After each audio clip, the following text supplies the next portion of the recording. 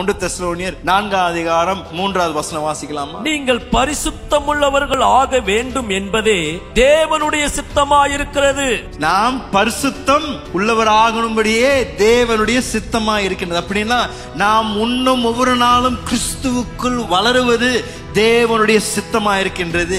தேவனுடைய நெருங்கிய ஒரு நடை நம் வாழ்க்கையில் இருக்கணும் என்பது தேவனுடைய சித்தமாயிருக்கின்றது. 1 தெசலோனியர் 5:18 வாசிங்களேன். எல்லாவற்றிலேயும் ஸ்தோத்திரம் செய்யுங்கள், அப்படி செய்வதே கிறிஸ்து இயேசுவுக்குள் உங்களை குறித்து தேவனுடைய சித்தமாயிருக்கிறது.